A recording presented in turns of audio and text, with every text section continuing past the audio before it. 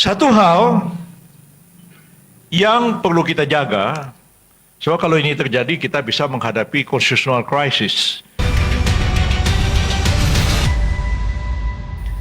Satu hal yang perlu kita jaga, so kalau ini terjadi kita bisa menghadapi constitutional crisis, menghadapi kebuntuan konstitusional yang tidak ada jalan keluarnya.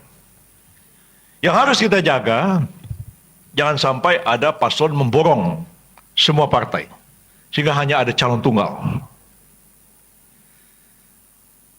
Sebab kalau pasangan calon itu hanya satu, itu nggak ada mekanisme pelaksanaan pemilunya. Ini kelemahan para penyusun amandemen UUD 45 yang mengasumsikan pasangan calon presiden itu lebih daripada dua pasang. Lebih dua pasang itu. Karena bicara kalau tidak sampai setengah plus satu dan di 20 provinsi, maka harus ada putaran kedua. Asumsi UUD 45 itu pasangan calon presiden itu lebih daripada dua. Prakteknya pernah lebih daripada dua, tahun 2004 dan 2009. Tapi 2014, 2019, 2024 hanya ada dua pasangan. Sehingga tidak langsung melaksanakan. Itu kita hanya menggunakan ketika hanya ada dua pasangan, sepertinya ini sudah putaran kedua. Tidak ada lagi 20% provinsi, siapa yang menang suara terbanyak, otomatis menang. Tidak perlu diulang lagi. Itu ketentuan yang disepakatinya. Yang problematik adalah kalau hanya ada satu pasangan, itu kita deadlock. Dan itu sebenarnya sangat berbahaya. Ya. Sebab UUD 45 hasil amandemen itu tidak mengatur apa yang disebut dengan constitutional crisis. Terjadi kebuntuan konstitusional di mana tidak ada cara untuk memecahkannya. Mau bikin apa kita? Nggak tahu, nggak ada jalan keluar. Ya, seperti orang Jepang itu sangat kaku. Kalau dia petugas pemadam kebakaran, ada panduannya itu 1 sampai 12. Ini. Sampai 12 apinya belum padam, maka petugas pemadam Jepang tuh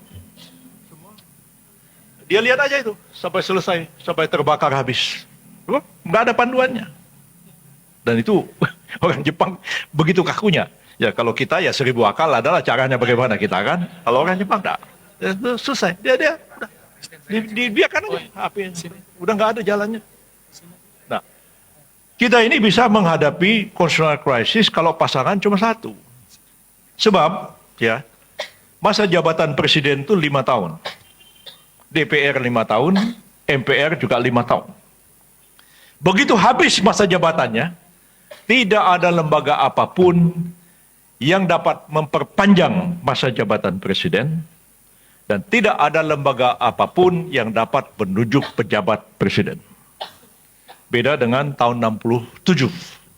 Ketika Bung Karno diberhentikan karena Nawaksara ditolak MPRS, maka pada waktu itu MPRS mengambil inisiatif membuat ketetapan MPRS, mengangkat pengemban Super Semar, ya, Jenderal TNI Soeharto sebagai pejabat Presiden Republik Indonesia sampai dilaksanakannya pemilihan umum 1971.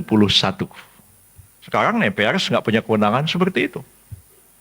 Jadi kalau jam 12 malam tanggal 20 Oktober tahun 2024 kemarin tidak ada presiden baru, kita mengalami constitutional crisis.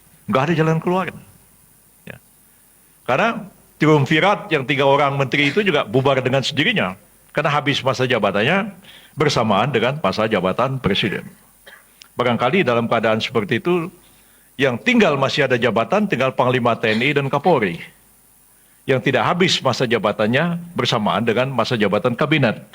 Ya, mau tidak maulah tentara dan polisi, barangkali dengan inisiatifnya emergensi darurat untuk menyelamatkan negara, untuk sementara waktu mengambil alih kekuasaan. Ya, kita nggak bisa membayangkan apa yang akan terjadi karena memang ada kebuntuan konstitusional.